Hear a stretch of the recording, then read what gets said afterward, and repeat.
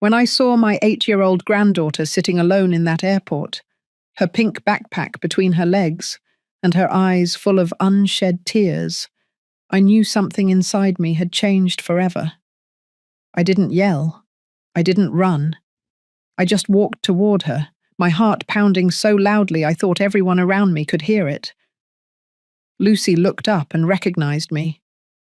Her lips trembled, but she didn't say anything. Neither did I. I took her hand, picked up her small suitcase, and we walked out of there in silence. On my phone, the text message was still glowing like an open wound. The family has decided she's staying with you. Don't try to contact us during the trip. My daughter-in-law, Christine, had sent it barely 30 minutes earlier.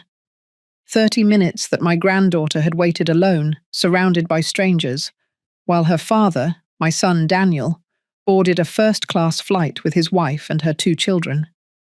They didn't tell me anything. They didn't ask.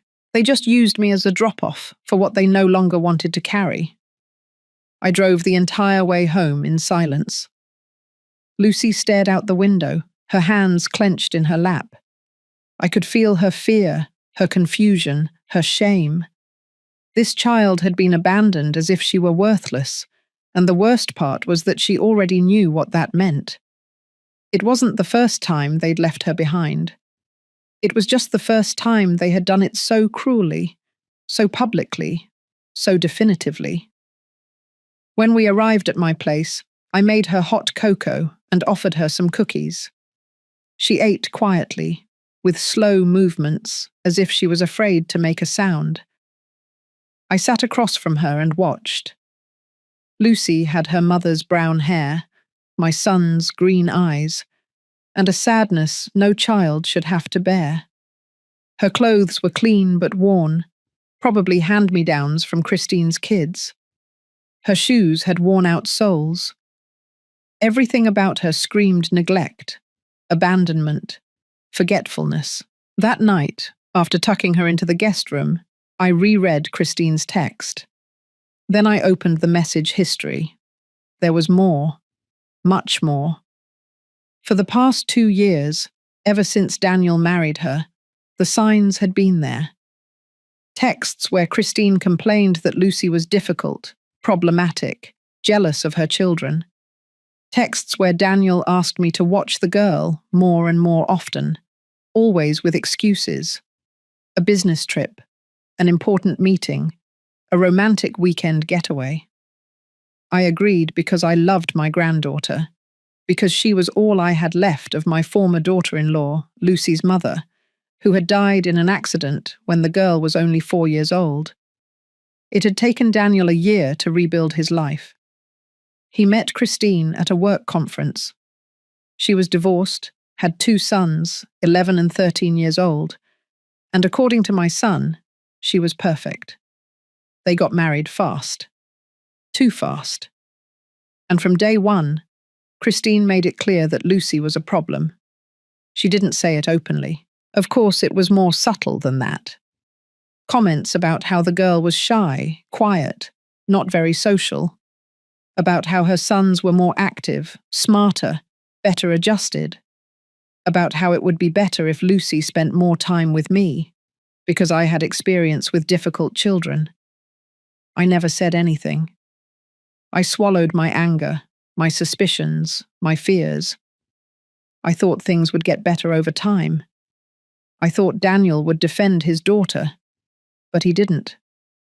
Every time Christine complained, he nodded. Every time she suggested Lucy stay with me, he called to ask me as a favor.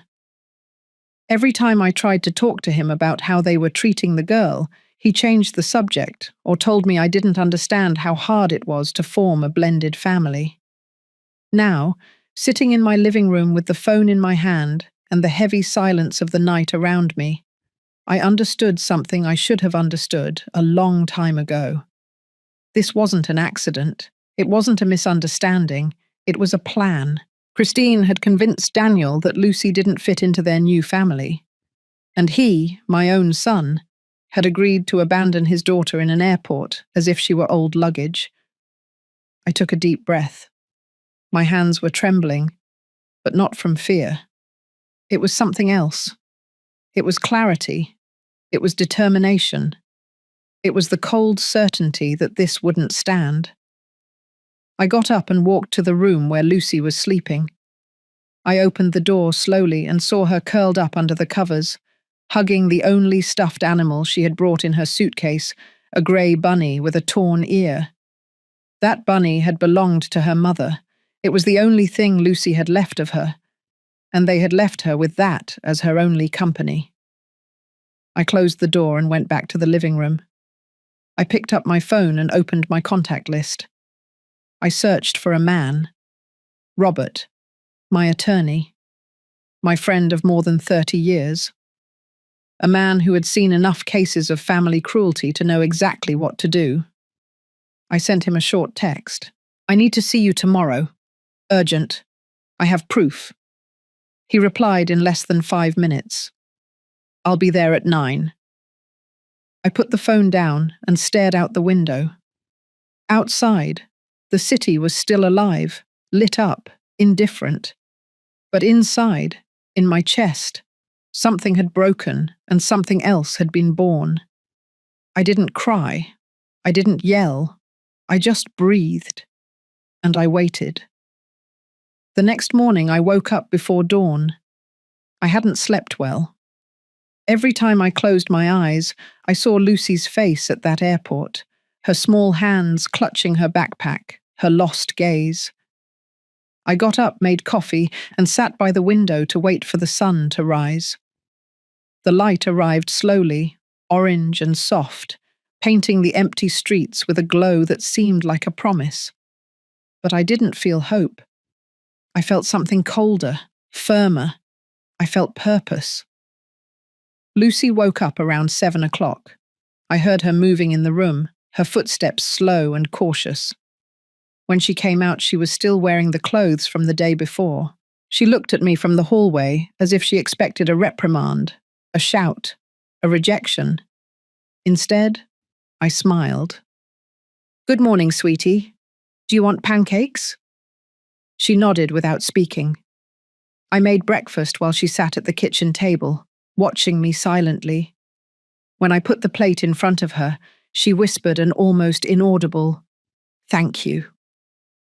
We ate together without saying much more. I didn't want to pressure her. I knew the words would come when she was ready. At 9 o'clock exactly, the doorbell rang. It was Robert.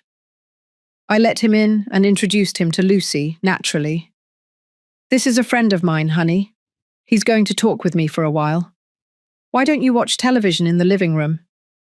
She nodded and left without asking anything. Robert and I sat in the dining room. He was almost 70 years old, with perfectly combed grey hair, an impeccable dark suit, and a look that could read lies from a mile away. We had known each other since our children went to the same school. He had handled my divorce 30 years ago. I trusted him more than anyone. I told him everything, from Christine's text to the abandonment at the airport. I showed him the complete history of messages where she complained about Lucy, where Daniel asked me to watch her more and more often, where it was clear the girl was seen as a burden. I showed him the photos I had taken that morning, Lucy's worn clothes, the spent shoes, the small suitcase that barely contained 2 changes of clothes, and the broken bunny. Robert listened without interruption. He took notes in his notebook with the meticulous precision that characterized him. When I finished, he looked up and gazed at me with a seriousness that chilled my blood. "Edna, this is child abandonment. It's a serious crime. They left an 8-year-old girl alone in an airport without adult supervision. That is criminal neglect. Furthermore, we have documentary evidence of a pattern of psychological mistreatment and systematic exclusion. With this, we can request temporary custody immediately, and in a few months, permanent custody." I nodded slowly. "What do you need from me?" Robert closed his notebook. "First, I need you to document everything, every interaction with Lucy, her emotional state, her physical state. Take her to the doctor today for a full checkup. I want a professional report. Second, do not reply to any messages from Daniel or Christine. Nothing.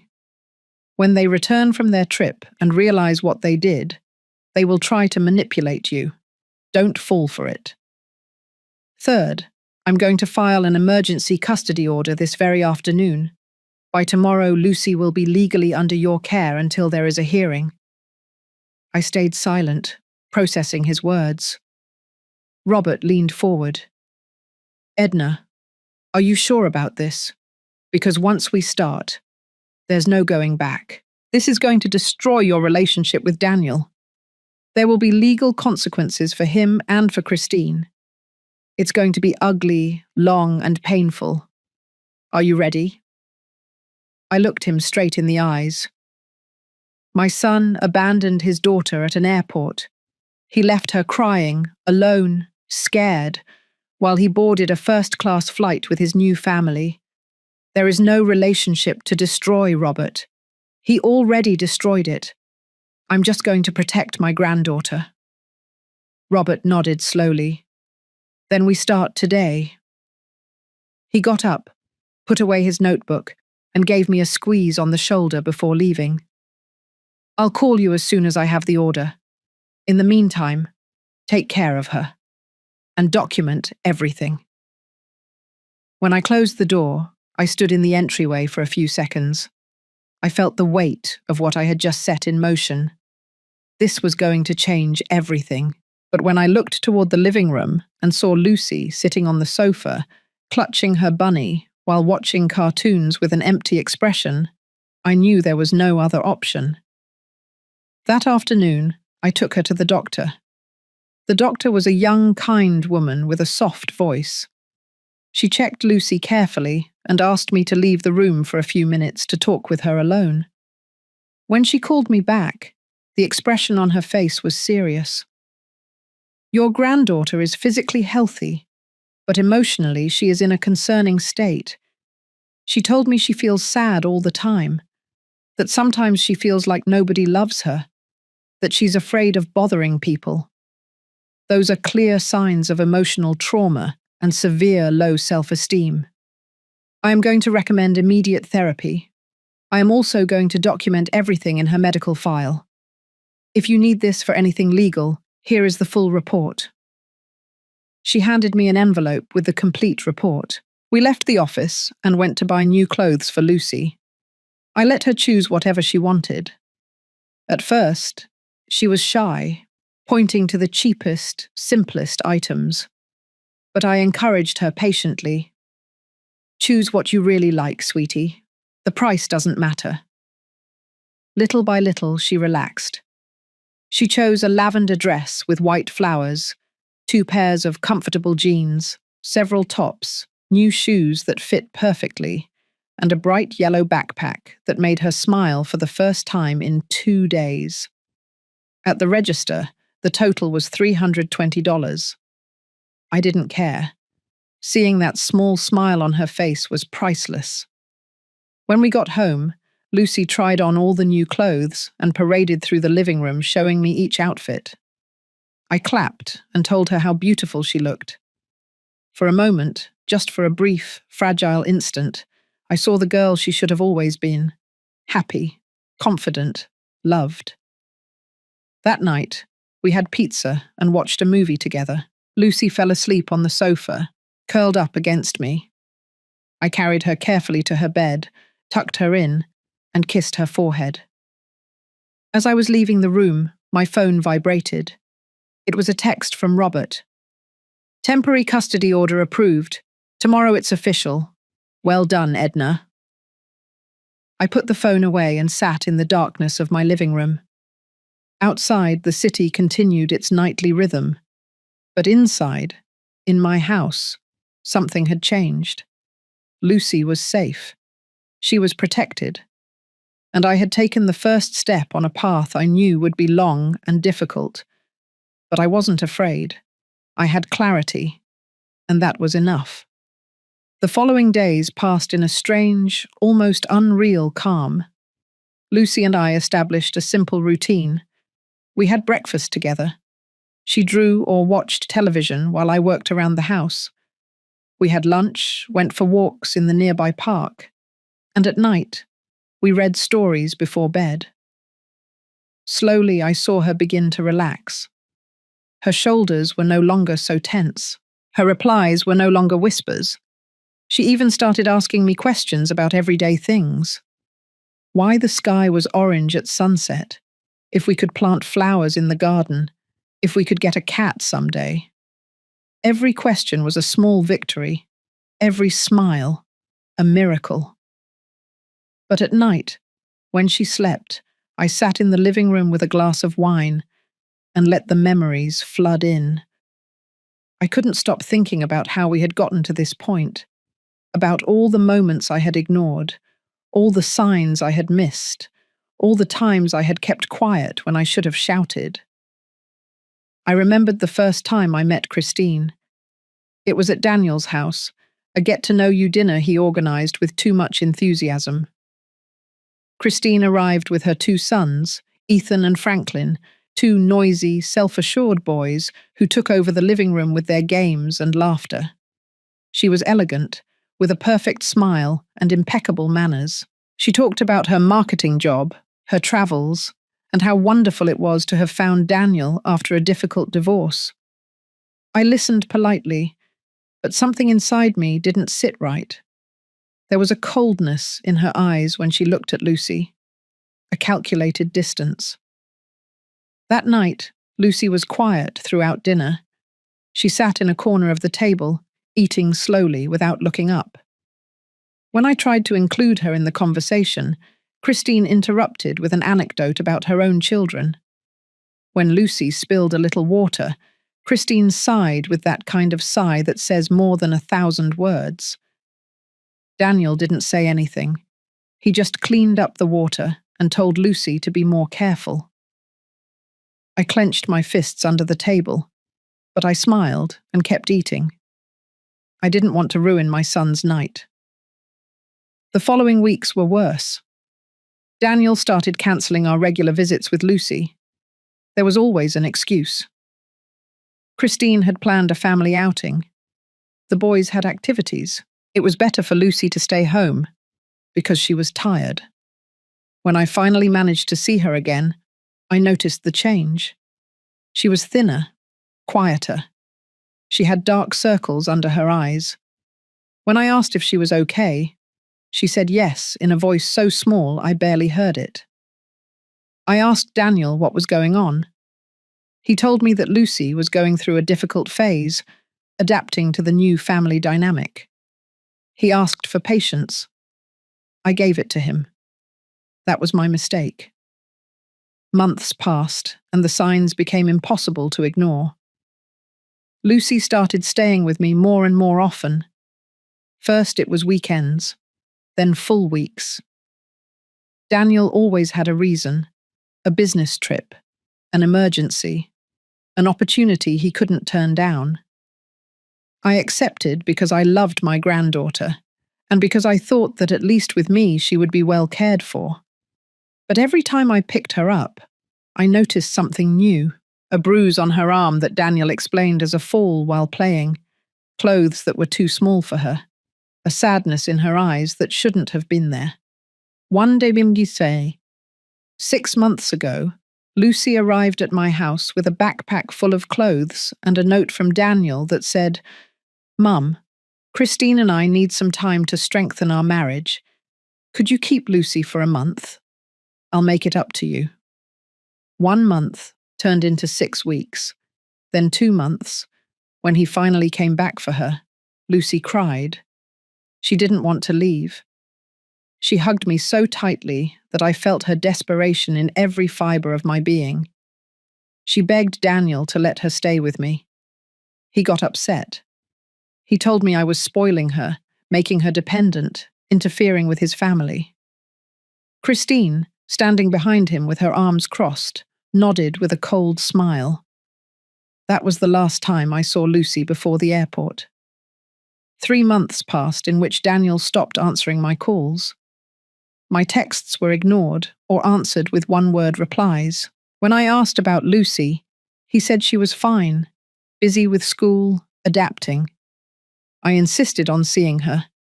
He always found an excuse. Until that text message arrived at the airport. Until everything exploded. Now, sitting in my living room with those memories burning in my mind, I understood something crucial. This hadn't been an impulse. It hadn't been a mistake on a bad day. It had been a slow, methodical, calculated plan. Christine had spent 2 years convincing Daniel that Lucy was a problem, and he, weak and cowardly, had accepted every word. They had decided to eliminate her from their lives in the cruelest way possible, abandoning her as if she had never existed. On the 4th day after the airport, Robert came to visit me with more news. I already filed the formal petition for permanent custody. I also reported the case to Child Protective Services. They are going to open an investigation. When Daniel and Christine return, they will be met with a court summons and an order to appear before a judge. Furthermore, I took the liberty of contacting Lucy's school. I requested her academic file and spoke with her teacher. Did you know the girl has missed classes more than 40 days this year? That her performance has dropped drastically? That the teacher reported concerns about her emotional state on 3 different occasions and never received a response from the parents? I felt the rage rise in my throat like poison. I didn't know any of that. Robert nodded. Because they didn't want you to know. But now we have documented evidence of educational neglect, in addition to the abandonment. This strengthens your case considerably. Edna, you are going to win. I have no doubt. He handed me a thick folder full of documents, reports, photographs, and statements. Keep this in a safe place, and be prepared, because when they get back, the war is going to start. That night, as I was putting the folder in my safe, I received a text. It was from my sister Della, who lived out of state. Edna, is what your neighbor told me true, that Lucy is living with you? What happened? I explained everything over the phone. Della listened in silence, and when I finished, she just said, "You did the right thing. That boy of ours got lost. But you are not going to lose that girl. Count on me for whatever you need." We hung up, and I felt a small but real relief. I wasn't alone in this. The following days were about preparation. Robert instructed me on what to say and what not to say. He explained the judicial process, the steps they would take, the possible reactions from Daniel and Christine. He warned me that they would try to paint me as a manipulative old woman, as someone who wanted to steal Daniel's daughter out of spite. He told me they would defend themselves with lies, that they would hire expensive lawyers, that they would do everything possible to reverse the situation. I listened to every word and stored them in my memory like ammunition. Meanwhile, Lucy was flourishing. Every day she was a little more animated. She started talking more, laughing more, playing in the garden with a freedom she probably hadn't felt in years. One afternoon, while we were planting flowers together, she looked at me with those green eyes, so much like Daniel's, and asked, "Grandma, can I stay with you forever?" I felt my heart break and mend at the same time. "I'm going to do everything in my power to make that happen, sweetie." She smiled and went back to planting the flowers. I watched her with a mixture of love and determination I had never felt before. This girl deserved a life. She deserved love. She deserved security. And I was going to give it to her no matter the cost. That night, while Lucy slept, hugging her bunny, I sat down to write. I wrote down everything I remembered. Every date, every conversation, every incident. I wrote about the bruises, The absences, the excuses, the lies. I wrote until my hands hurt and my eyes were tired, because I knew that every word was a piece of evidence, every memory, a proof, every detail, a weapon. The 10th day after the abandonment at the airport, everything changed. It was 11 o'clock in the morning when my phone started vibrating non-stop.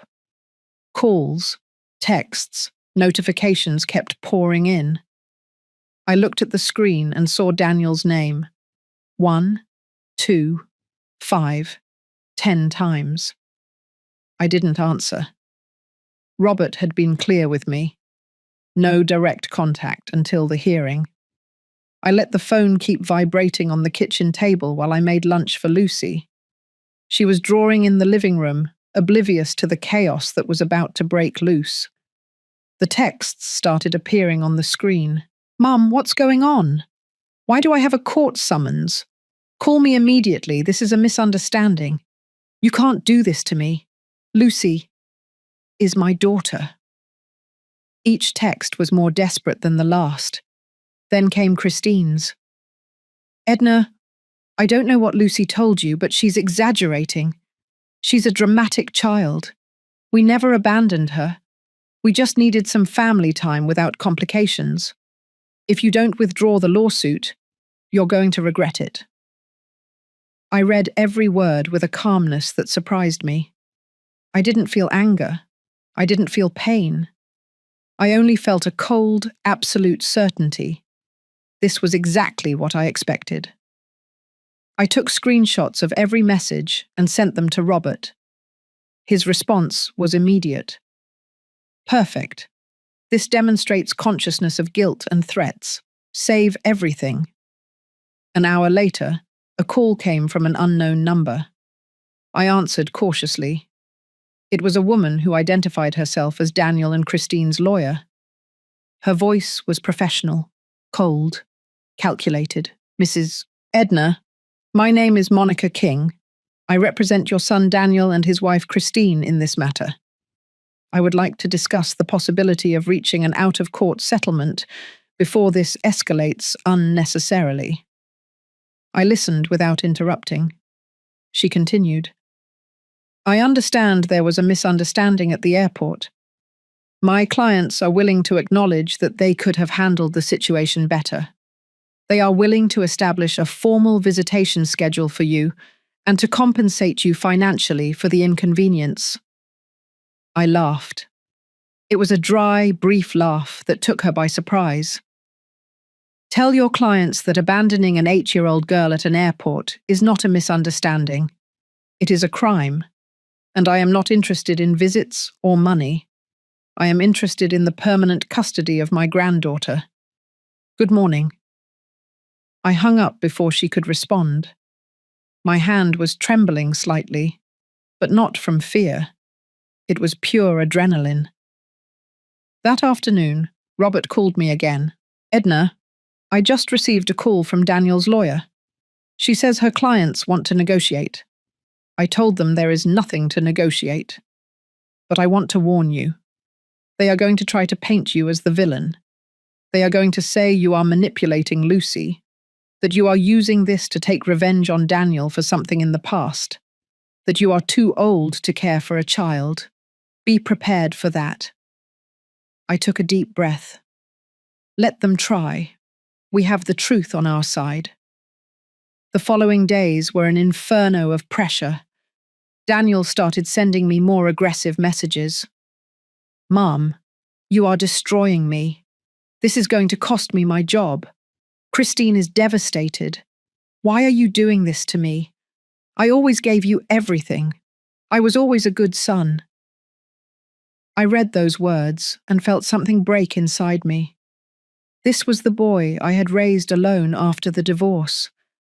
The boy I had taken to school every day for 12 years. The one I had supported in every decision. The one I had loved unconditionally. And now, that same man was asking me why I was destroying him after abandoning his own daughter. I replied only once, a short, direct, definitive message.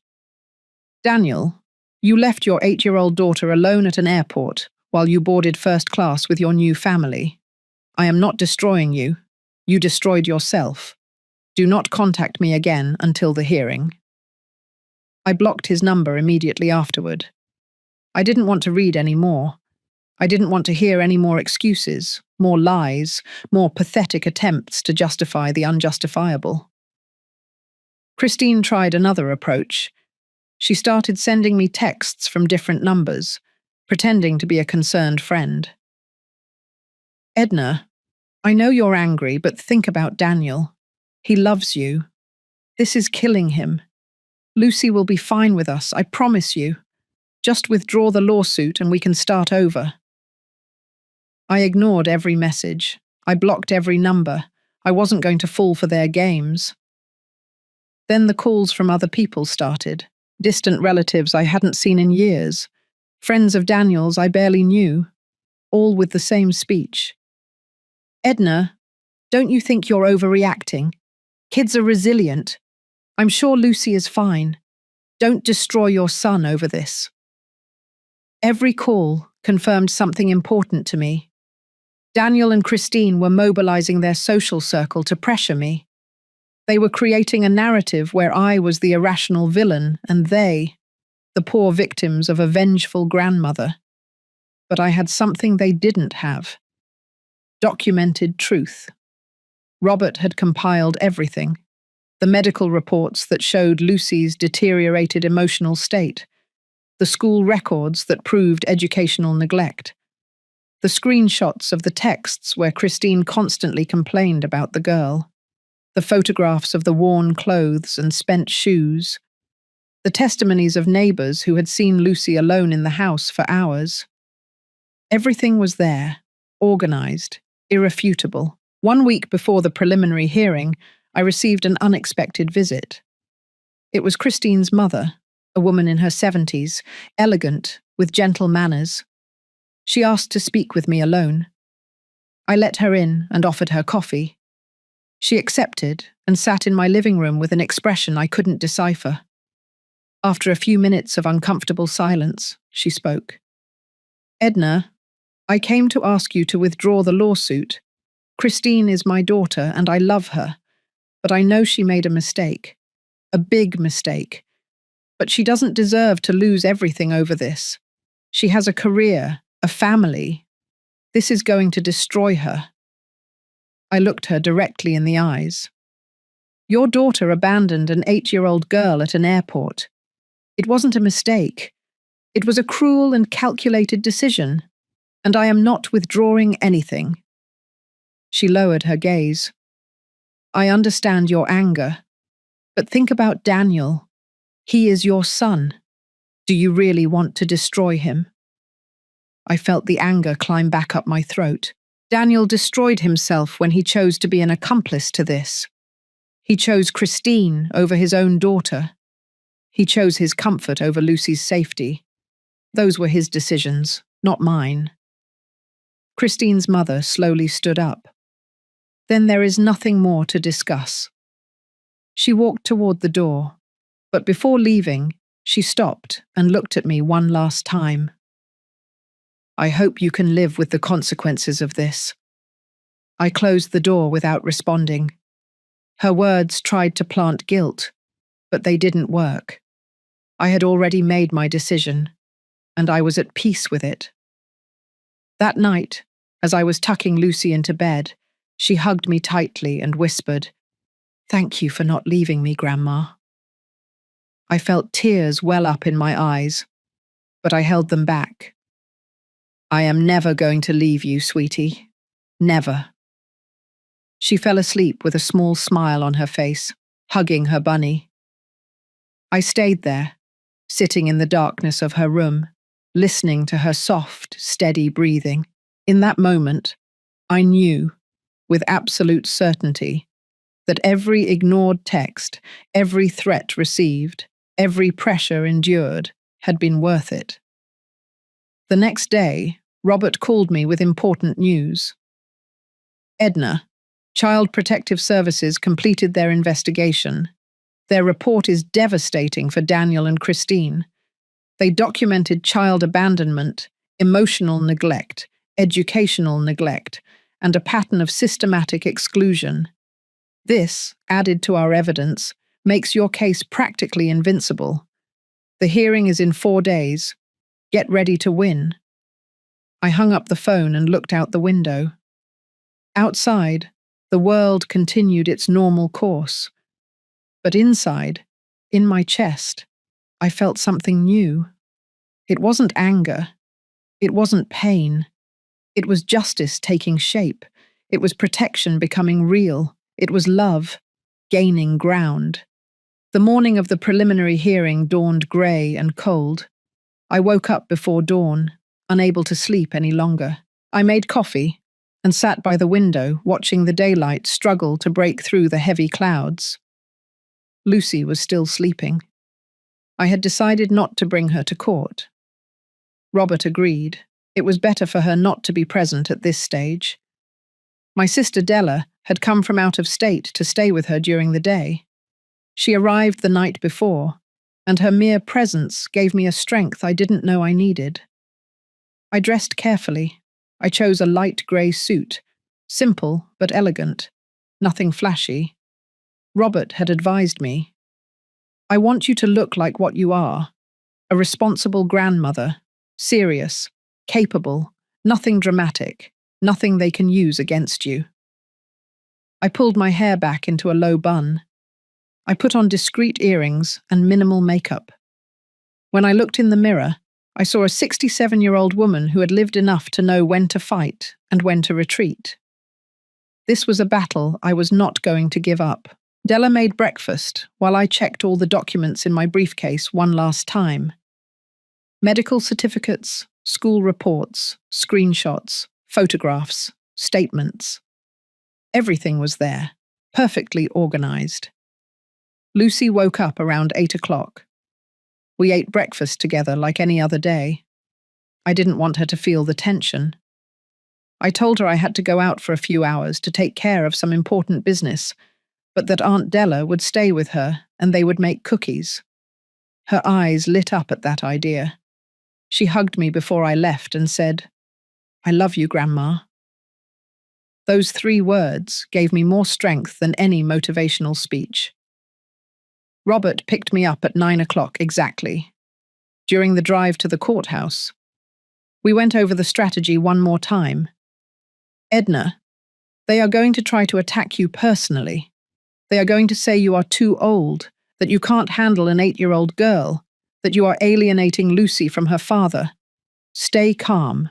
Do not react. Just answer the judge's questions clearly and honestly. Let the evidence speak for itself." I nodded in silence. My hands were cold but firm. I wasn't afraid. I only had determination. We arrived at the courthouse 20 minutes before the scheduled time. It was an old building with long hallways and high ceilings that echoed with every step. Robert guided me to the waiting room, and there I saw them. Daniel and Christine were sitting across the hall with their lawyer, a woman in her 40s in an impeccable black suit and a stern expression. Daniel looked up when I entered. Our eyes met for a second. I saw in his eyes a mixture of rage, fear, and something that might have been guilt. But I didn't care. I no longer saw my son. I saw a man who had failed at the most basic thing, protecting his own daughter. Christine looked at me with open disdain. She was wearing a cream-colored dress, her hair perfectly styled, impeccable makeup. She looked like a model from a magazine, but I knew what was behind that facade. I knew her cruelty. I knew her manipulation, and she no longer intimidated me. I sat down next to Robert without looking away. We waited in tense silence for 15 minutes that seemed like an eternity. Finally, we were called into the courtroom. The judge was a man in his 60s, white hair, a serious but not severe expression. He introduced himself as Judge Harrison. He instructed us to take our seats and began reviewing the case documents. The room was small, sober, with beige walls and a flag in the corner. Everything was functional, without frills. The judge read aloud the reason for the hearing. Petition for temporary custody with a view to permanent custody, based on accusations of child abandonment and parental neglect. Robert spoke first. In a clear, firm voice, he laid out the facts. The abandonment at the airport, Christine's text message, Lucy's emotional state, the medical and school reports, the documented pattern of neglect over 2 years. He presented every piece of evidence methodically, photographs, texts, testimonies. He spoke for 20 minutes without stopping, building a case so solid that I felt the air in the room become heavy. The judge listened without interruption, taking occasional notes with an increasingly serious expression. Then it was the turn of Daniel and Christine's lawyer. She stood up confidently and began her defense in a soft but firm tone. Your Honor, this case is the result of a misunderstanding that has been exaggerated by an overprotective grandmother who has not been able to accept that her son rebuilt his life. My client, Mr. Daniel, and his wife Christine, are responsible parents who made a difficult decision in a moment of stress. Lucy was not abandoned. She was temporarily left in the care of her grandmother because the family needed time to strengthen their bonds. The message may have been insensitively worded, but it does not constitute a crime. I felt the anger begin to boil in my stomach, but I remained motionless. The lawyer continued. Furthermore, we want to point out that Mrs. Edna is 67 years old. While we admire her love for her granddaughter, we question her physical and emotional capacity to raise an 8-year-old girl for the next 10 years. A child needs young, active parents capable of providing her with the opportunities she deserves. My client is willing to establish a generous visitation schedule for Mrs. Edna, but we firmly believe that Lucy should be with her father. The judge looked up from his documents. Counselor, can you explain to me why your client left an 8-year-old girl alone in an airport without adult supervision until her grandmother arrived? How much time elapsed between the abandonment and Mrs. Edna's arrival? The lawyer hesitated for a second. Your Honor, my client assumed that his mother would arrive immediately. It was a miscalculation, not a malicious intent. The judge interrupted her. I have the airport report here. The child was alone for 32 minutes. In that time, she could have been kidnapped, harmed, or lost. Are you telling me that is a simple miscalculation? The lawyer tried to recover. Your Honor, we understand it was a serious error. My clients are deeply remorseful and willing to take parenting classes if necessary. But we do not believe that one mistake justifies removing custody from a parent. The judge closed the folder in front of him and took off his glasses. Counselor, I have reviewed the Child Protection Services report.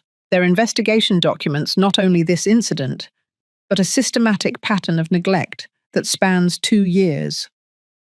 Unjustified school absences, lack of regular medical attention, testimonies from neighbors who saw the minor alone at home for hours, teacher reports of emotional deterioration with no parental response.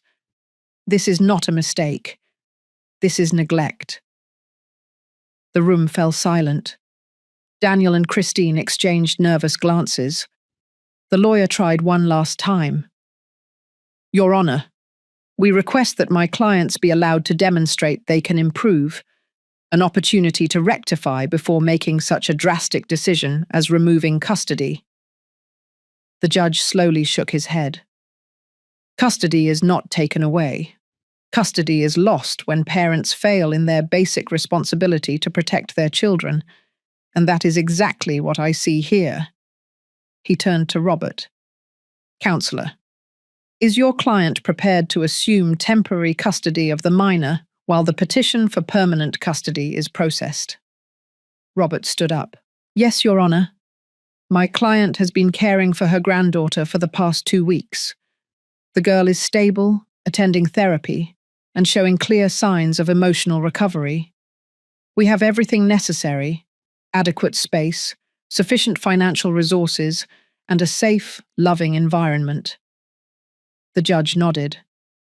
Very well. He picked up his gavel and struck the table once. I hereby grant temporary custody of the minor Lucy to her grandmother, Mrs. Edna, until the permanent custody hearing in 90 days. During this period, the father shall have the right to supervised visits twice a month, 2 hours each, at a designated centre. All contact between the minor and Mrs. Christine is prohibited until further order. Furthermore, I order a complete psychological evaluation of both the minor and the parents before the next hearing. He struck the gavel again. Court is adjourned. I stayed seated, processing what had just happened. I had won. Temporary custody was mine. Lucy was safe. Robert touched my arm gently. We did it, Edna. I looked at him and felt the tears finally escape my eyes. They weren't tears of sadness. They were of relief, of victory, of justice. Across the room, Daniel had his head in his hands. Christine was crying dramatically against her lawyer's shoulder. But I didn't feel sorry for them. I only felt peace. We left the courthouse under the still grey sky. Robert gave me a brief hug. Now comes the most important part. The permanent custody hearing. They are going to hire better lawyers. They are going to try to discredit every piece of evidence. But we have 90 days to strengthen our case even further, and we are going to do it. I nodded, breathing the cold morning air. Thank you, Robert, for everything. He smiled. Don't thank me. This is justice. Simple justice. When I got home, Della and Lucy were in the kitchen decorating cookies. Lucy ran to me and hugged me. How did it go, Grandma? I hugged her tightly. Good, sweetie. Everything went well. She smiled and returned to her cookies. Della looked at me from the kitchen with an expression that said everything. We had won the first battle, but the war was just beginning. The days after the hearing were strangely calm, almost as if the world was holding its breath, waiting for the next move. Lucy continued to flourish under my care. She started therapy with a child psychologist recommended by Robert, a warm woman named Dr. Rodriguez, who had a special ability to connect with traumatized children. After the first session, the doctor called me aside and said, Edna, this girl has suffered more than anyone should suffer at her age. But there is hope. With love, stability, and time, she can heal completely. I enrolled Lucy in the school near my house. The first day she was nervous, clutching my hand as we walked toward the building. But her new teacher, Mrs. Mason, greeted her with such warmth that I saw Lucy's shoulders relax. When I picked her up that afternoon, she was smiling. I made a friend, Grandma. Her name is Ashley. She loaned me her crayons. My heart swelled with joy. They were small victories, but they meant everything. However, the calm in my life contrasted with the chaos I knew was brewing in Daniel and Christine's life. Robert kept me informed. They hired a big firm, Edna, one of those that charges $500 an hour. They are going all out. I wasn't surprised. Daniel had always been about appearances, about impressing people, about showing he could pay for the best. But money doesn't buy the truth, and the truth was on our side. One afternoon, 2 weeks after the hearing, I received an unexpected call from a number I didn't recognize. I hesitated, but answered. It was a young woman's voice, shaky, scared. Mrs. Edna, you don't know me, but I need to talk to you. My name is Patty. I worked as a nanny for your son and Christine for 6 months last year. My heart started beating faster. Tell me, Patty. She took a deep breath before continuing. I saw how they treated Lucy, It was awful. That's why I quit. But now I heard about the case and I feel like I have to tell the truth. I can give my testimony. I passed the phone to Robert immediately. He spoke with Patty for an hour. When he hung up, his expression was a mix of satisfaction and sadness. Edna, that woman witnessed terrible things. Lucy was punished for insignificant things, while Christine's children could do whatever they wanted. They made her eat alone after everyone else finished. They locked her in her room for hours as punishment. Patty documented everything because she knew she might need it someday. She has photos, audio recordings, a detailed journal. This is gold for our case. But with every victory came a new attack. Daniel started a social media campaign subtly designed to paint himself as the victim. He posted old photos with Lucy, from when she was a baby, with emotional captions about a father's love and how painful it was to be separated from his daughter. His friends shared the posts with comments of support. "Stay strong, Daniel. Grandparents shouldn't have more rights than parents. This is unfair." Every post was a carefully designed manipulation to generate public sympathy. Robert warned me not to respond, not to get into that game. They want to provoke you into saying something they can use against you. Stay out of it. Public opinion does not decide this case. The judge will, based on evidence. I followed his advice, but it hurt to see my own son lie so blatantly, how he twisted reality to make himself look good. The first supervised visit came 3 weeks after the hearing. It was held at a family visitation center, a neutral location with trained supervisors. Robert insisted I not be present to avoid influencing the interaction. I left Lucy at the door of the center with a knot in my stomach.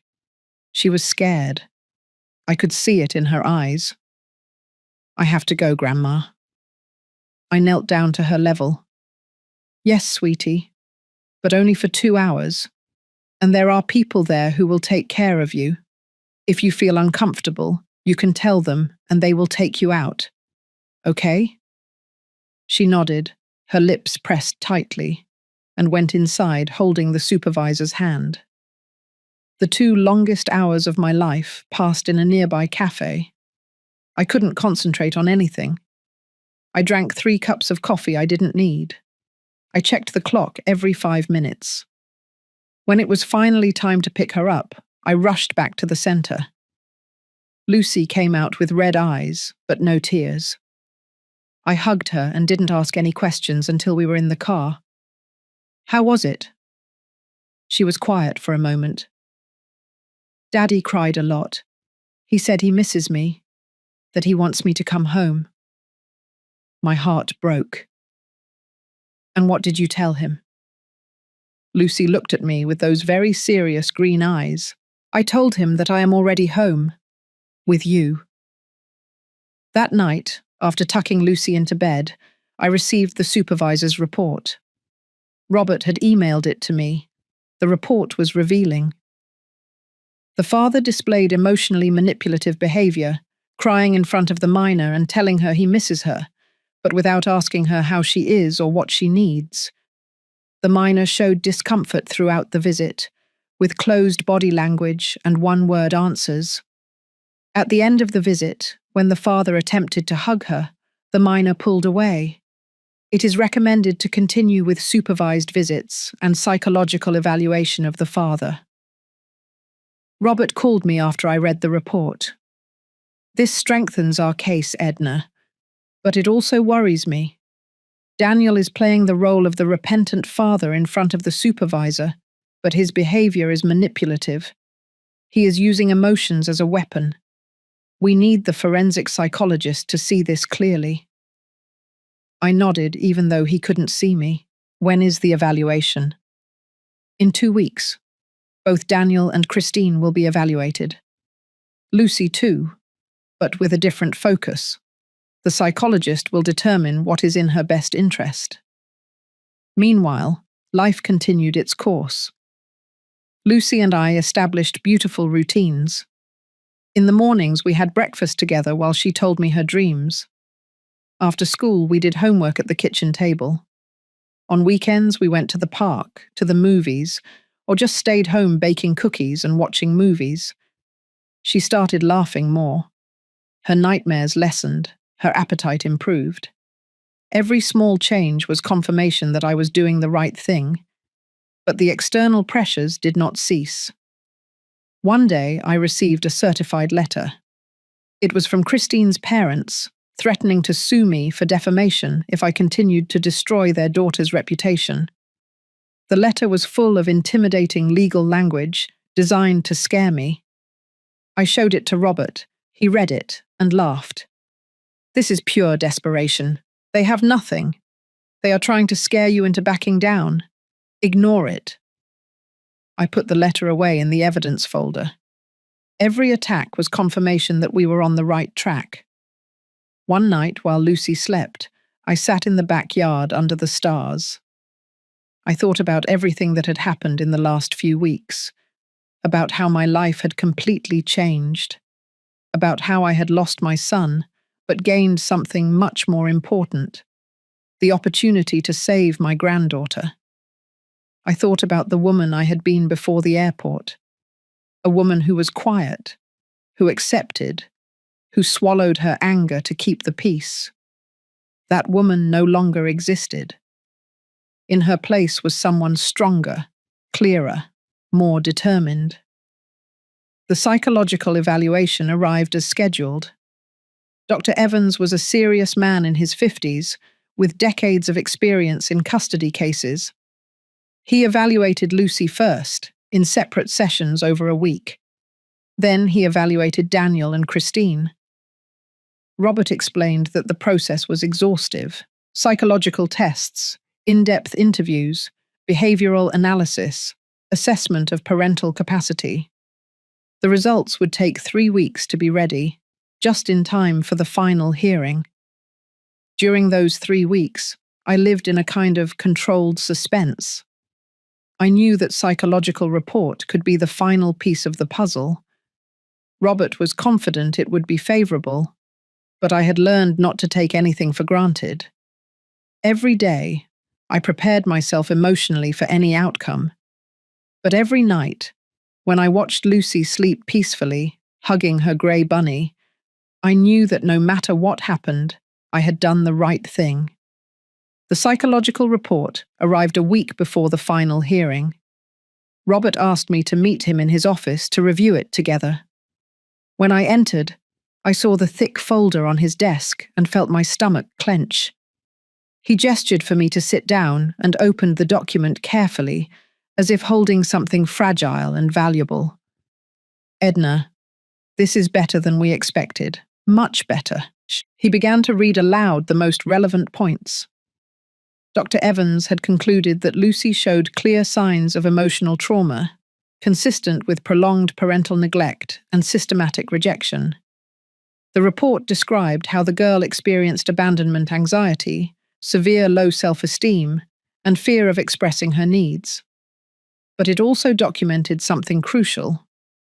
In the last few weeks under my care, Lucy had shown significant improvement. Her anxiety level had decreased, her self-esteem was starting to rebuild, and for the first time in years, she was showing signs of secure attachment with an adult. That adult was me. Robert moved on to Daniel's evaluation. The psychologist had identified concerning traits: inability to set healthy boundaries with his wife, a tendency to prioritize his comfort over his daughter's needs, and the use of emotional manipulation as a control tool. The report cited specific examples from the sessions: how Daniel minimized concerns about Lucy, how he justified Christine's actions, how he never took direct responsibility for the abandonment at the airport. The conclusion was devastating. Daniel lacked the emotional capacity necessary to prioritize his daughter's well-being over his personal convenience. But Christine's evaluation was even worse. Dr. Evans had used technical terms that Robert explained to me patiently. Christine displayed pronounced narcissistic traits, inability for genuine empathy, and a distorted perception of reality where she was always the victim. During the sessions, she had blamed Lucy for being problematic, dramatic, and jealous. She never showed genuine remorse for the abandonment. Instead, she insisted it had been a necessary family decision to protect her own children from Lucy's difficult behavior. The psychologist concluded that Christine represented an active risk to the child's healthy emotional development. Dr. Evans's final recommendation was clear and forceful. Permanent custody should be granted to the paternal grandmother. Contact with the father should remain supervised until Daniel completed intensive therapy and demonstrated the ability to prioritize his daughter's needs. Contact with Christine should be prohibited indefinitely. Robert closed the report and looked at me with a smile. Edna, with this, we win. There is no doubt. I left his office feeling a mixture of relief and sadness. Relief because Lucy would be safe with me. Sadness because that report confirmed something I already knew, but that hurt to read in official words. My son had failed as a father. The boy I had raised, the one I had loved unconditionally, had chosen his comfort over his own daughter. And now he faced the consequences of that choice. The days leading up to the final hearing were tense. Daniel and Christine made a final desperate attempt to reverse the situation. Their new legal team filed a motion requesting that the psychological report be dismissed, arguing that Dr. Evans was biased. The judge rejected the motion in less than 24 hours. Then they tried to present testimonies from friends and family who would declare that Daniel was a loving father. Robert countered with the testimonies of the former nanny Patty, Lucy's teacher, and 3 neighbors who had witnessed the neglect. The night before the hearing, I could barely sleep. I stayed awake thinking about the whole journey since that day at the airport. Almost 4 months had passed. 4 months in which I had fought every battle, documented every detail, protected my granddaughter with a ferocity I didn't know I possessed. I thought about the woman I had been before, silent, compliant, avoiding conflict. That woman had died at the airport. In her place, someone stronger had been born. The morning of the final hearing dawned bright and clear. The contrast with the grey day of the first hearing was almost symbolic. I wore the same grey suit, but this time I felt different, more confident, more prepared. Lucy stayed with Della again, who had returned to support me. Before I left, Lucy hugged me tightly. "You are going to win, Grandma. I know it." Her confidence gave me the strength I needed. The courthouse was more crowded this time. Robert explained that it was normal for final custody hearings. Daniel and Christine arrived with their legal team, 3 lawyers this time, all with expensive briefcases and serious expressions. Christine wore a dark dress and her hair pulled back, trying to project seriousness and remorse. But I knew the truth behind that mask. Daniel completely avoided my gaze. He looked haggard, thinner, with deep, dark circles. Part of me felt sorry for him, but it was a very small part. Judge Harrison entered and we all stood up. The room fell into absolute silence. He reviewed his documents for what seemed like an eternity before speaking. "We have reached the final custody hearing in the case of the minor Lucy. I have thoroughly reviewed all the documents presented, including the psychological report of Dr. Evans, the witness testimonies, and the documentary evidence from both parties. This is a decision I do not take lightly, as it affects the future of an 8-year-old girl." My heart was beating so loudly I was sure everyone could hear it. The judge continued, "In custody cases, my sole consideration is the best interest of the minor. This is not about punishing the parents or rewarding the grandparents. It is about determining where this child will be safest, most loved, most protected. He paused and looked directly at Daniel. Mr. Daniel, you abandoned your 8-year-old daughter in a public airport without adult supervision. That act alone demonstrates an alarming lack of judgment. But what concerns me even more is the pattern of neglect documented over 2 years. Unjustified school absences, lack of medical attention, ignored emotional deterioration, and multiple testimonies of psychological mistreatment. Daniel lowered his head. The judge turned to Christine. Mrs. Christine, the psychological report is clear regarding your role in this situation. Your inability to empathize with a vulnerable child, your denial of responsibility, and your persistent blaming of the victim lead me to conclude that you pose an active risk to this minor's well-being. Christine opened her mouth to protest, but her lawyer stopped her with a gesture. The judge picked up his gavel. Therefore, I have reached the following conclusions. First, permanent legal custody of the minor, Lucy, is granted to her grandmother, Mrs. Edna, effective immediately. Second, the father, Daniel, will be entitled to supervised visits once a month for 2 hours until he completes an intensive therapy program of at least 6 months, and a psychologist certifies that it is safe to increase contact. Third, all contact between the minor and Mrs. Christine is prohibited until the minor reaches the age of 18, or until a psychologist determines that such contact does not pose a risk. Fourth, Mr. Daniel shall pay monthly child support of $1,200 to cover the minor's needs. He struck the gavel once. This decision is final and binding. Court is adjourned. The sound of the gavel echoed in the room like thunder. I remained motionless for a second, processing what had just happened. I had won, completely. Lucy was mine. Legally, permanently, undeniably mine. Robert touched my arm. We did it, Edna. We did it. Tears began to roll down my cheeks, but this time I didn't hold them back. They were tears of victory, of justice, of triumphant love. Across the room, Christine was sobbing dramatically. Daniel remained seated with his head in his hands, completely shattered. His lawyers packed their documents in silence, defeated. I stood up to leave, and for a moment, my gaze crossed with Daniel's. I saw something that might have been genuine regret in his eyes. But it was too late. Decisions have consequences, and he would have to live with his. We left the courthouse under the bright afternoon sun. Robert hugged me briefly. Congratulations, Edna. You did what few have the courage to do. You fought for what was right, regardless of the personal cost.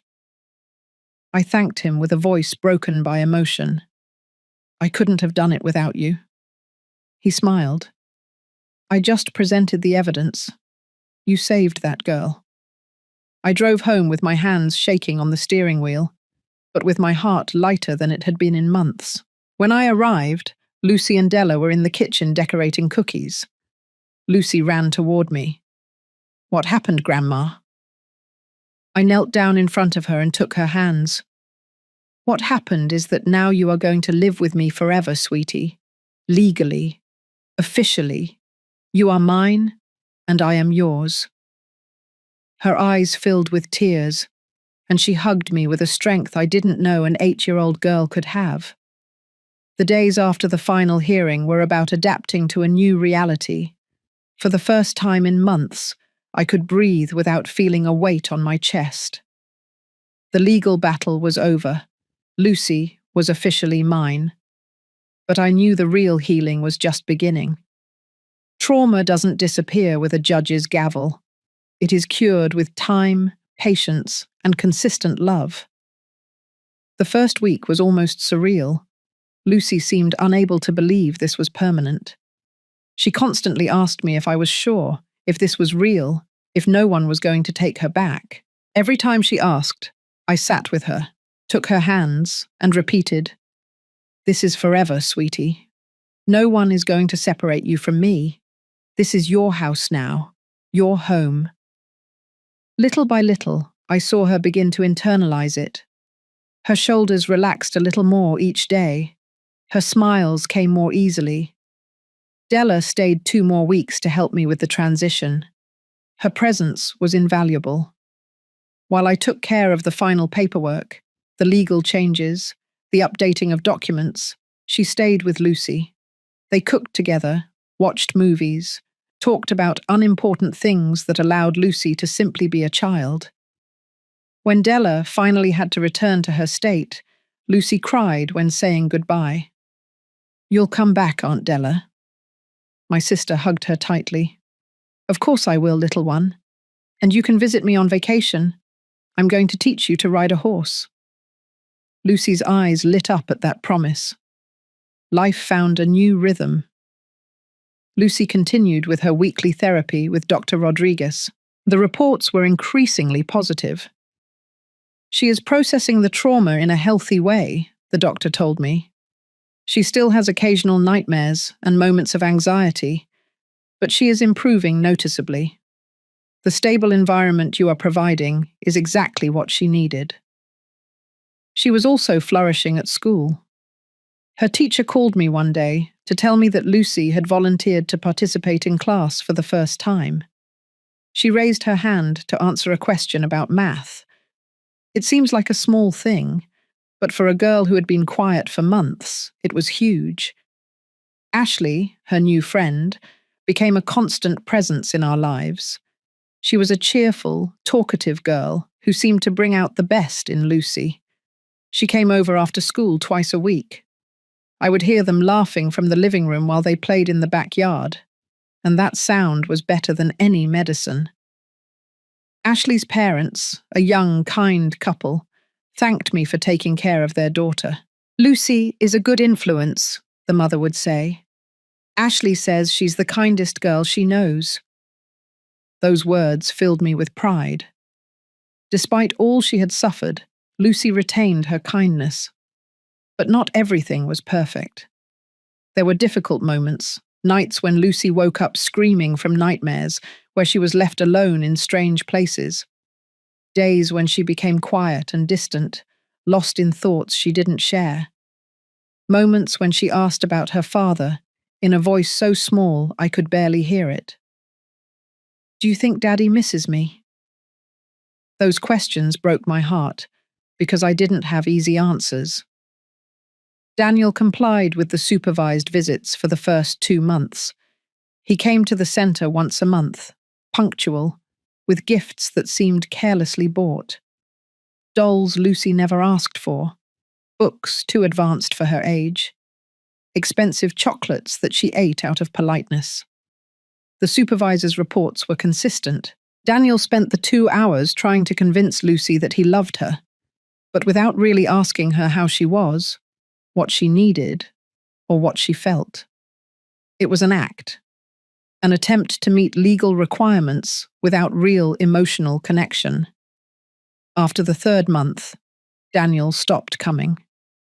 Robert received a call from his lawyer explaining that his client was dealing with depression and needed time before continuing with the visits. I wasn't surprised. Daniel had always been good at running away when things got tough. Robert asked me if I wanted to demand that he comply with the visitation schedule. I thought about it for days. Finally, I decided not to. If he doesn't want to be here, I'm not going to force him. Lucy deserves someone who wants to see her, not someone who feels obligated. The child support arrived promptly every month. $1,200 deposited into an account I had opened specifically for Lucy. I didn't use it for everyday expenses. I was saving it for her education, for her future, for when she really needed it. I had enough to live comfortably. My pension was modest but adequate, and I had savings from years of work. I didn't need Daniel's money, but it was his responsibility, and I accepted it for Lucy. I didn't hear anything directly from Christine, but I heard rumors through mutual acquaintances. Her marriage to Daniel was in trouble. The scandal of the custody case had reached her workplace, and she had lost several important clients. Her own children, now teenagers, were having problems at school. Her entire perfectly built world was crumbling. Part of me felt satisfaction about that, but most of me just felt indifference. Christine was no longer relevant in my life. She had no power over me or Lucy. It was just a closed chapter. 6 months after the final hearing, autumn arrived. The leaves began to change colour, painting the world in oranges and golds. Lucy turned 9 years old. We threw a party at home with Ashley and 5 other children from her class. We decorated the backyard with lavender balloons, her favourite. We baked a chocolate cake together the day before, with Lucy standing on a stool helping me mix the ingredients. During the party, I watched her laugh unreservedly, run without fear, play with the freedom every girl deserves. Blowing out the candles on her cake, she closed her eyes tightly to make her wish. When she opened them, she looked at me and smiled. She didn't tell me what she had wished for, but something in that smile told me she already had it. One afternoon, while we were doing homework together at the kitchen table, Lucy put down her pencil and looked at me seriously. "Grandma, can I ask you something?" I closed my book. "Always, sweetie." She nervously played with her fingers before speaking. "Why did you save me? You could have let me stay with Daddy and Christine. It would have been easier for you." I felt my throat close with emotion. I leaned toward her and took her small hands in mine. "Lucy, listen to me closely. I didn't save you because it was easy. I saved you because you are my granddaughter and I love you, because you deserve to be loved, protected and valued, and because when I saw that you needed help, I couldn't do anything else but fight for you. It wasn't an option. It was the only thing I could do." Tears rolled down her cheeks. "But you lost your son because of me." I shook my head. "I didn't lose my son because of you. My son lost himself when he decided to abandon you. That was his choice, not yours. And between losing him or losing you, there was no doubt. You are innocent. You are the victim, and I will always choose you." She threw herself into my arms and cried, not out of sadness, but out of relief, as if she could finally believe that she was loved, that she was wanted, that she was enough. That night, after tucking her into bed, I sat in the backyard under the stars as I had done so many times in the last few months. I thought about the whole journey, about the woman I had been and the woman I had become. I thought about the battles fought and won, about the sleepless nights, about the moments of doubt, about the small and great victories. And I realized something important. I had gained much more than I had lost. I had lost my son, it was true, but I had gained my granddaughter in a deep and real way. I had lost the superficial peace of avoiding conflict, but I had gained the satisfaction of defending what was right. I had lost toxic relationships, but I had gained clarity about who I really was and what values I stood for. I didn't regret anything. Every decision, every battle, every tear had been worth it. The universe has a strange way of balancing itself. Daniel and Christine had wanted to get rid of Lucy to live their perfect, complication-free life. But in doing so, they had lost everything: respect, credibility, peace of mind. Meanwhile, Lucy and I had built something beautiful from the ashes of their cruelty. A real family, based on genuine love, mutual respect, and true commitment. I looked toward the window of Lucy's room. The light was still on. I went up to check and found her sitting in bed drawing. It had become her favorite way to process emotions. What are you drawing, sweetie? She showed me the paper. It was our house, with flowers in the backyard, and two figures holding hands, her and me. In the corner, she had drawn her grey bunny. It's our home, she said proudly. I kissed her forehead. Yes, sweetie, it is our home. I tucked her in and turned off the light. As I was leaving, she called out softly, Grandma, I love you. I love you too, Lucy, to infinity.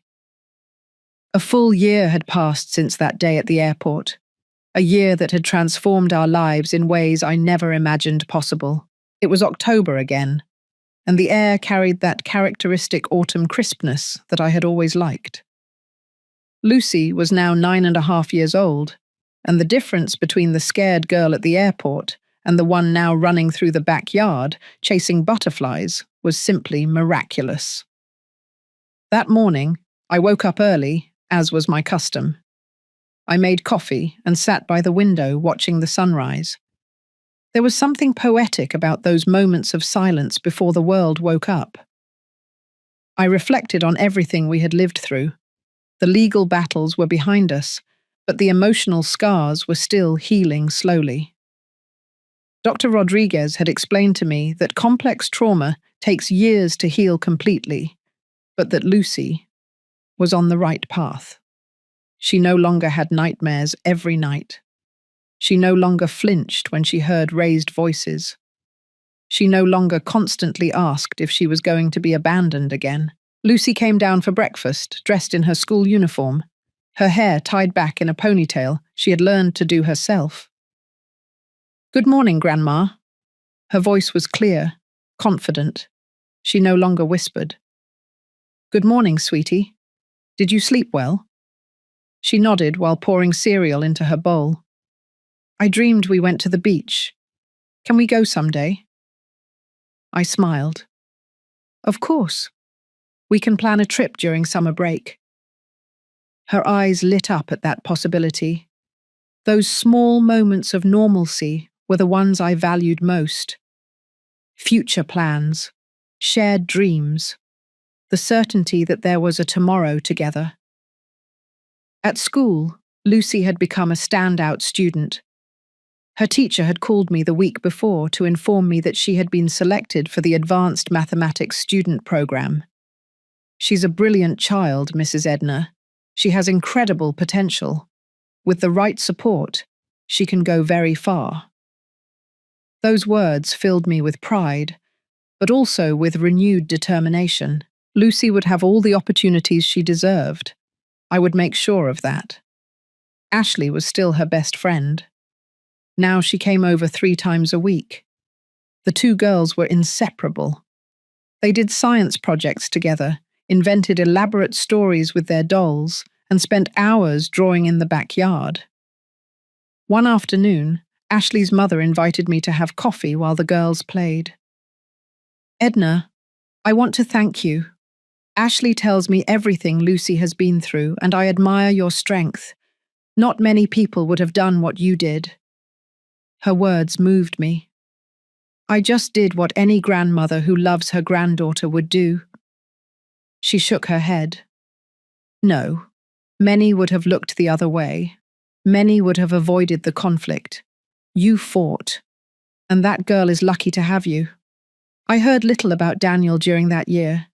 He complied with the child support religiously, but the visits never resumed. Robert informed me that he had entered therapy as ordered by the judge, but the process was slow.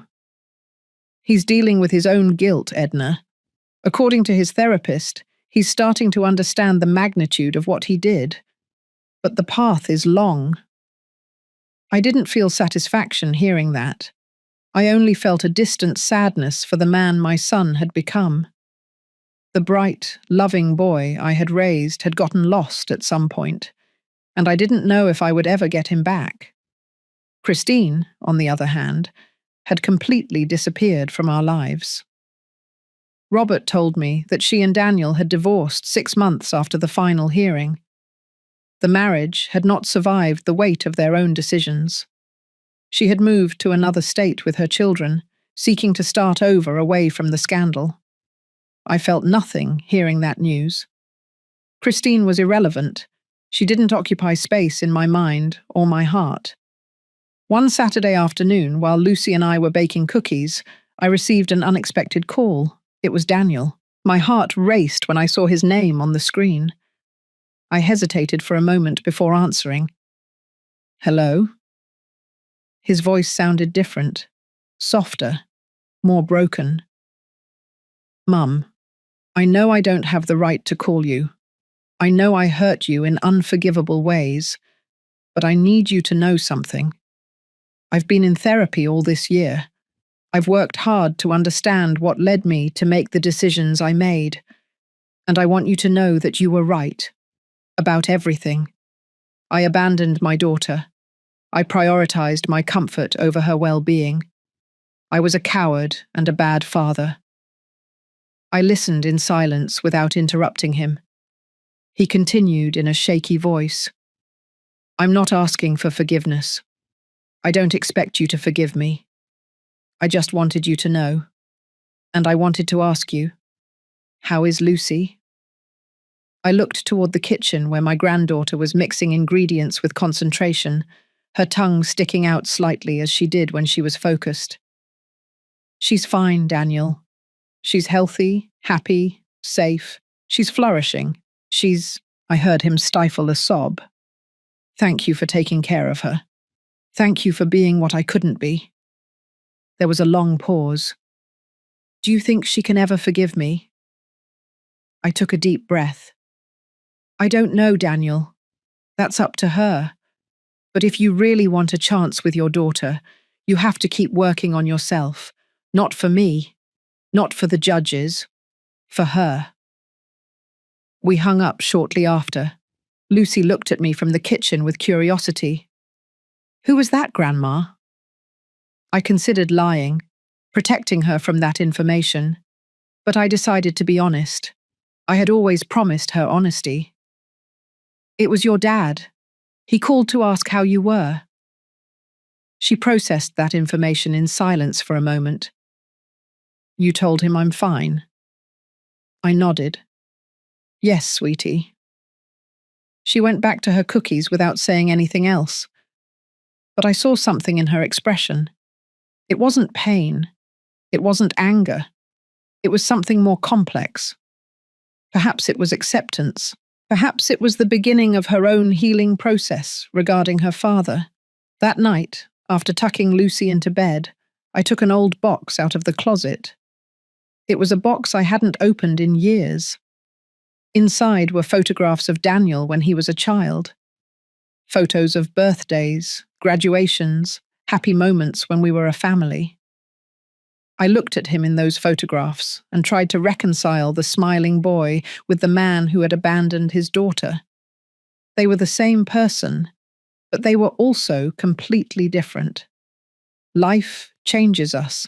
Decisions define us. Daniel had made his, and now he lived with the consequences. I put the box away again, not with anger or sadness, just with acceptance. My son had chosen his path. I had chosen mine. And Lucy, with time, would choose hers too. My job was to give her the tools to make that choice from a place of healing and strength, not from pain and abandonment. The following months continued in that beautiful routine we had built. Lucy learned to ride a bike without training wheels. We celebrated when she got her first perfect score on a math test. We cried together when her grey bunny finally fell apart after so many years of companionship, and we bought a new one that she decided to name Hope. We planted a whole garden of flowers that she chose, sunflowers, lavender, and white daisies. Each flower represented something new, growing from the dark soil of the past. One spring afternoon, a year and a half after the airport, Lucy and I were sitting in the backyard, watching the butterflies. She had grown several inches and lost 2 teeth. She was taller, stronger, more confident. She looked at me with those very serious green eyes and asked, Grandma, do you ever regret what you did? Fighting for me and losing Daddy? The question took me by surprise, but the answer was instantaneous. Never, sweetie. Not a single day, not a single moment. She smiled and rested her head on my shoulder. I don't regret anything either, because now I have a real home. Those words resonated in my heart with a profound and beautiful truth. This was a home, not perfect, but real, not without scars, but with abundant love, not without pain, but with constant healing. I looked toward the horizon where the sun was beginning to set, painting the sky in oranges and pinks. I thought about the woman I was before the airport, quiet, compliant, avoiding waves. That woman had died. In her place, someone had been born who knew how to fight, how to defend, how to love with ferocity. I did not regret that transformation. It had cost me my son, but it had given me something more valuable. My own strength, my own voice, and the opportunity to save my granddaughter. Lucy stood up and ran toward the garden, chasing a yellow butterfly. Her laughter filled the air like music. I watched her with a full heart.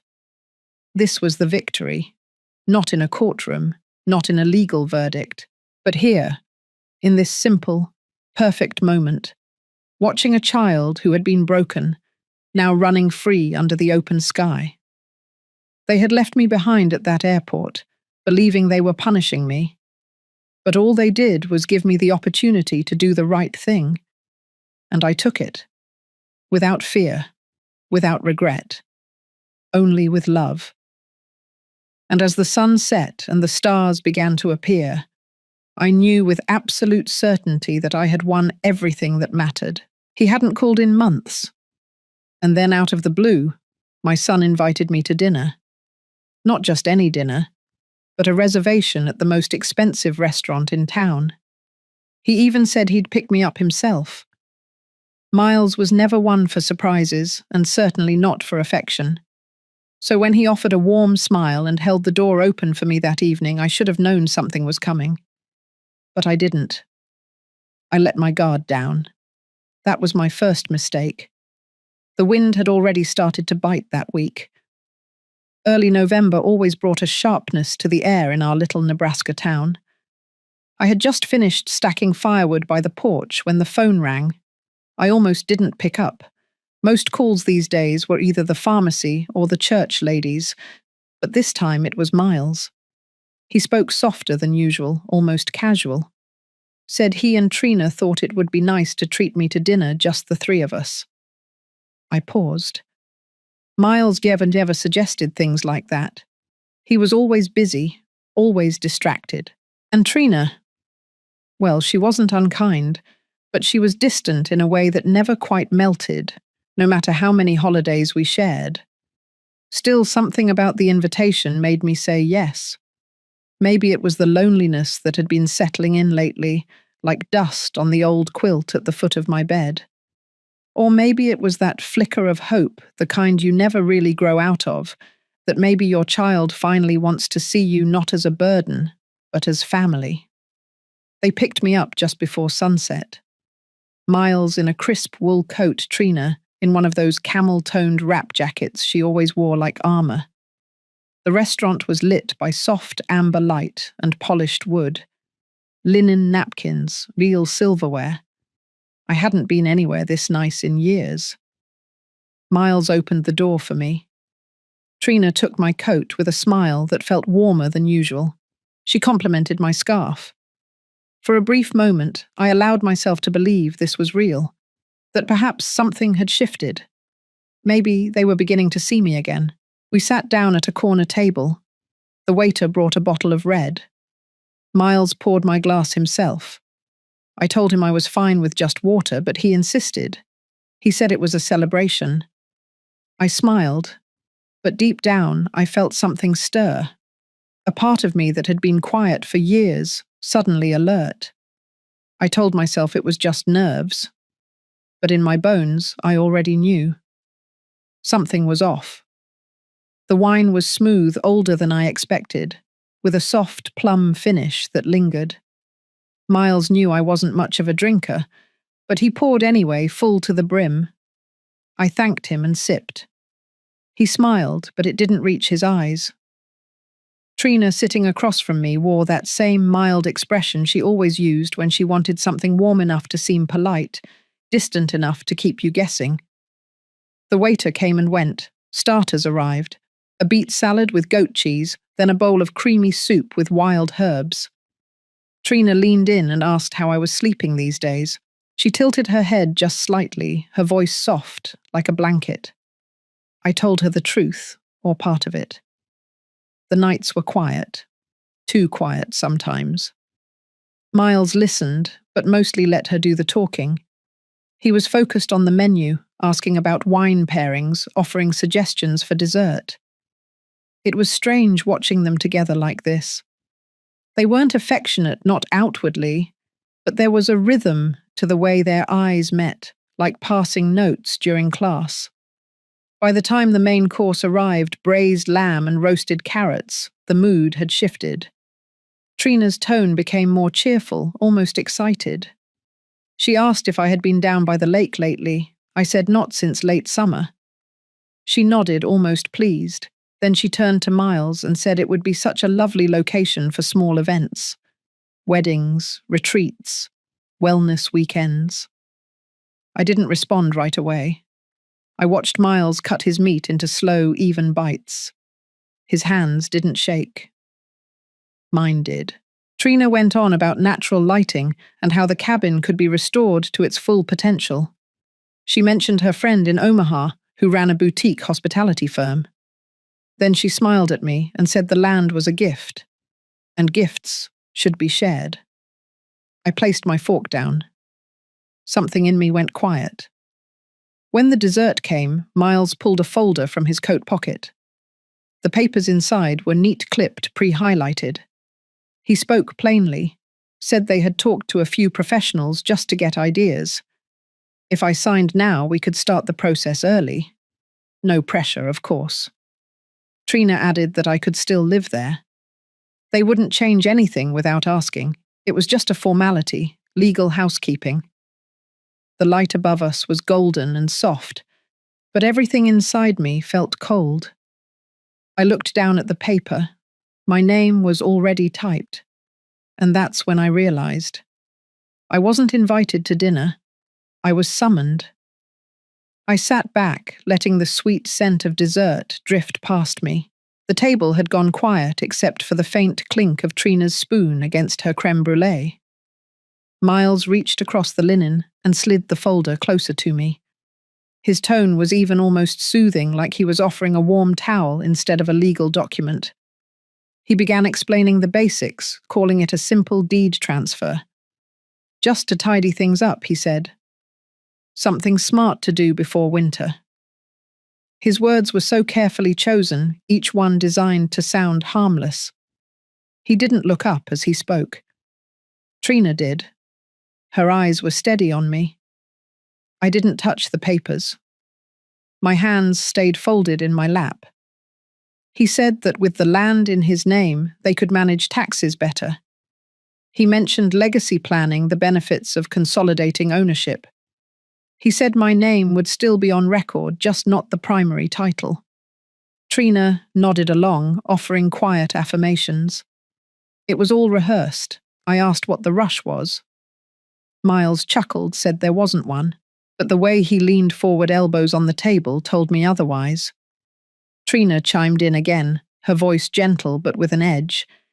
She said she'd already spoken to a local planning consultant just in case. The town she claimed was considering rezoning lakeside property. It would be wise to act before anything changed. That word act lingered in the air. I opened the folder slowly. The top page had my full name typed out in bold. The next page listed the parcel number, the coordinates of the land, and a brief clause stating transfer of ownership in full. There was a highlighted line near the bottom. I could still reside on the property, but all development rights would be under Miles. There was a signature line waiting for me.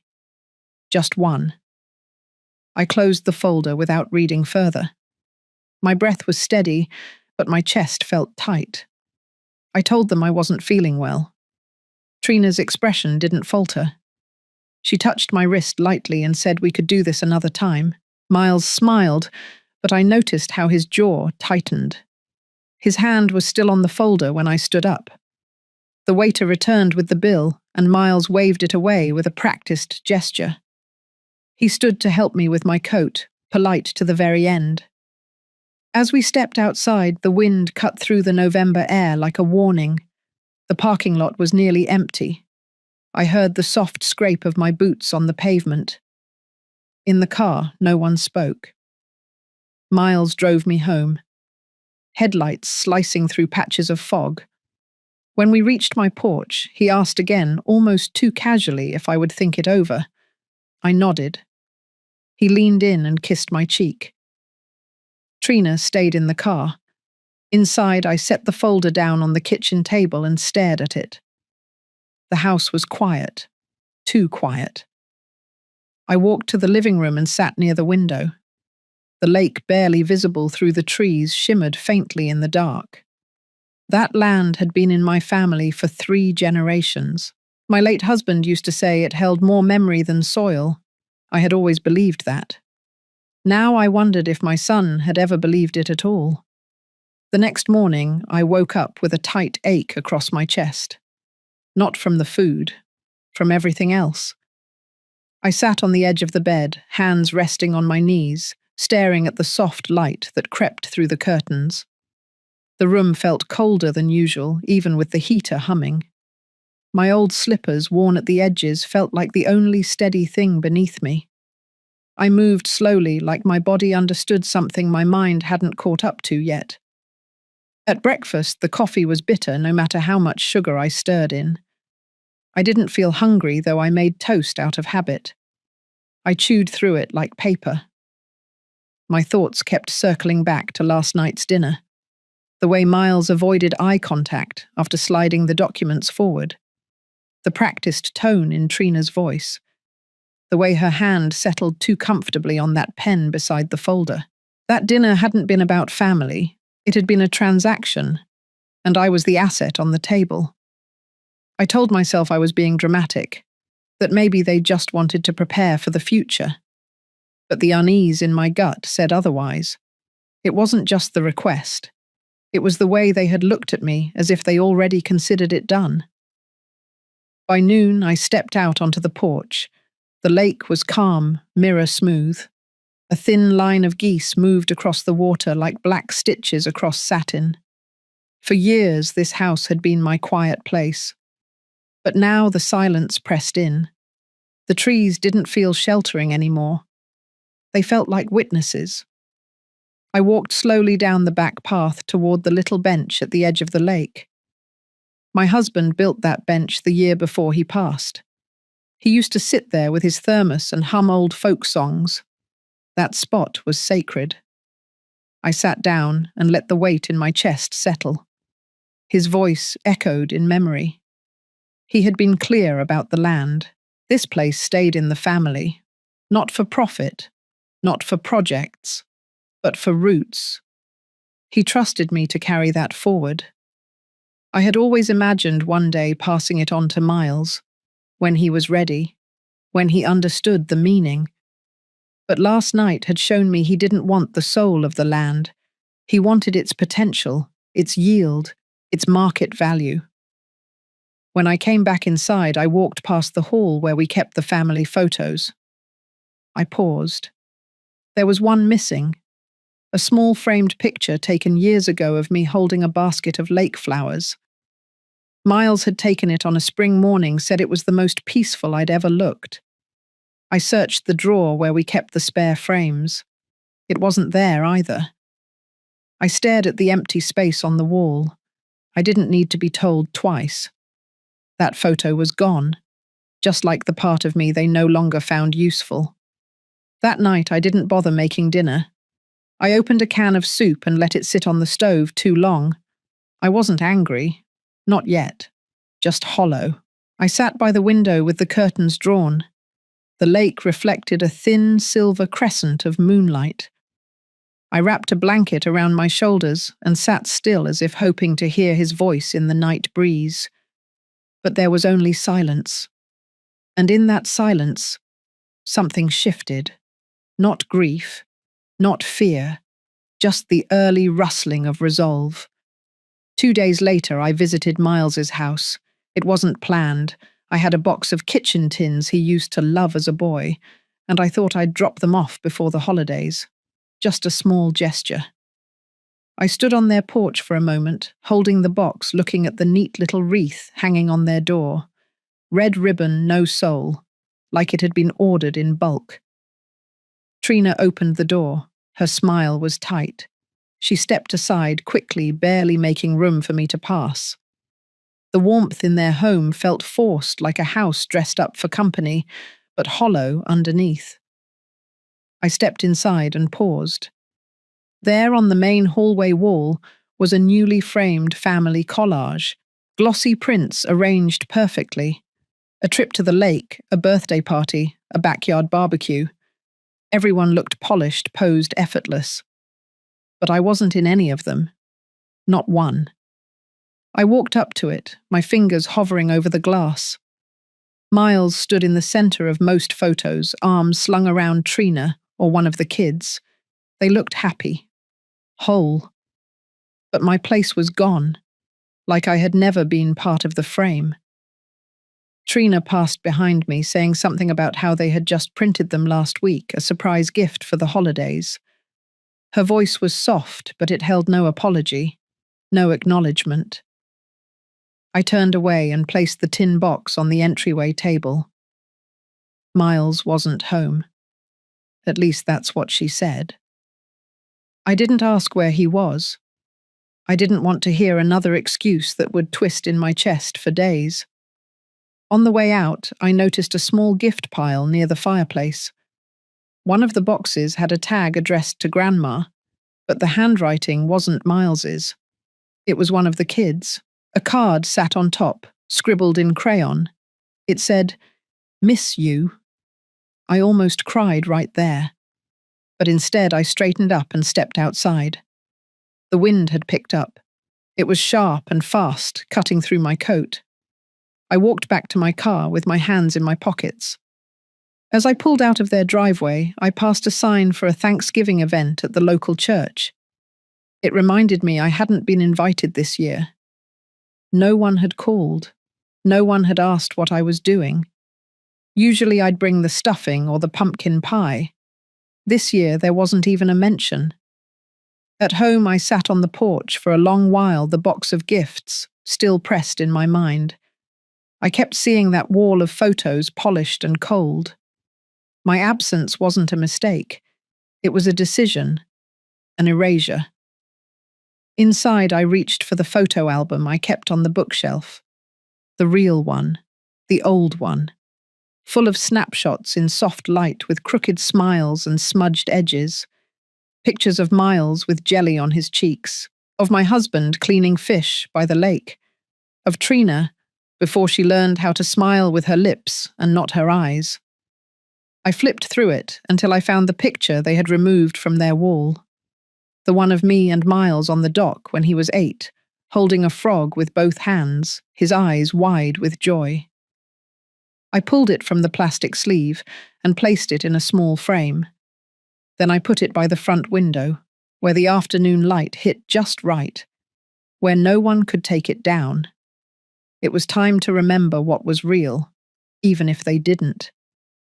It started with a voice low and urgent floating through the window one morning. I had just come in from sweeping the porch when I heard it.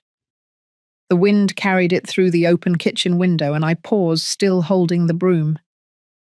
Trina, she was outside on her phone, pacing along the gravel path that ran between the lake and my neighbour's hedgerow. She must have thought I wasn't home. Or maybe she didn't care. Her voice was crisp, clipped. She was talking to someone about permits investors and something called the Brenner Retreat at Loon Lake. She said the words like they were already carved in stone. I moved quietly toward the window, heart thudding. I didn't want to hear more, but I couldn't stop. Trina mentioned the last parcel. Esther's land, she said. Once that's signed over, we can move forward. It's the final piece. I stood there frozen. So that was it. This wasn't about family. It never had been. That dinner, the photos, even the gift from the children, it was all a setup. A performance to soften me, to ease me into giving up the only thing I had left. Not just a house. Not just a lakefront view. It was my life's ground, and they had used my own memories to market it. Trina continued speaking about branding. It's perfect. Esther used to run the women's circle. She hosted summer workshops for girls. We'll play that up for grant money legacy empowerment, makes it more appealing to funders. She knew everything. She had done her research, and she was going to use my name, my work, my history to pave over the truth. I stepped back from the window and sat down. My hands trembled. Not from fear, but from a kind of cold clarity. Trina was smart, calculated, but she had underestimated me. She thought I was just old, sentimental, easy. She forgot I kept every document, every newsletter, every photo from every retreat. I still had the ledgers, the tax forms, the handwritten notes from girls who had once come to learn how to sew, to speak, to feel seen. This land wasn't just property. It was a space of memory, of care, of identity.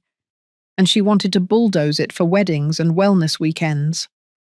That night I pulled out the old file box from the linen closet. Inside were copies of every land agreement, community grant, and the original deed. My husband had signed it with a note. This land is for Esther. Let it stay hers and let it serve. He never trusted easy charm, and now neither would I. I didn't sleep much that night. Instead, I drafted a list of what I needed. Legal contacts. The name of the lawyer who'd helped my husband with our estate. Community board members. Women from the old circle. Allies. Quiet ones. By dawn, I had a plan not to fight with anger, but to reclaim what was mine with precision. Trina had her project. Now I had mine. The morning after I heard Trina's call, I brewed a pot of coffee and set the mug down next to the thick file of documents I'd pulled from the linen closet. The file smelled faintly of cedar and old ink. I hadn't opened it in years, but I knew every corner of it. My hands didn't shake this time. Mid-morning, I made the call. Harold Tilson. He was retired now, living in a quieter town north of here. But his voice still carried the same calm steadiness it had when he helped my husband write the will. I introduced myself, though I didn't need to. He remembered. And when I told him why I was calling, there was a pause.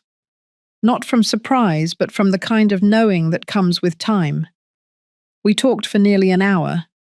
I explained what I'd overheard, what had happened at dinner, about Trina and the plans for the land. Harold asked clear, careful questions and then gave me options. He said that the original deed was strong, my name was on it with full custodial rights. But if I wanted to be certain the land couldn't be touched or transferred, there were stronger protections. He told me about a community trust, a structure that could ensure the property remained under a defined purpose, one that aligned with the legacy my husband had written into his final wishes. If I created a trust with a board, I could designate the land for public benefit. Not only would it be untouchable by outside hands, it would serve a cause I believed in. Then he said something that landed like a quiet bell, ringing inside me. Esther. Your name means something in that town. Don't forget that. After we hung up, I sat with those words for a long time. My name. My place. I'd let too many people assume I was fading. But I hadn't faded. I had simply stepped back. Now it was time to step forward. I called the community centre, left a message for Diane, the director. Then I called Loretta, who used to run the local reading program with me, and Marla, who still taught workshops for older women at the Lake Library. These were women who had written grants, organised workshops, baked pies for fundraisers. Quiet power.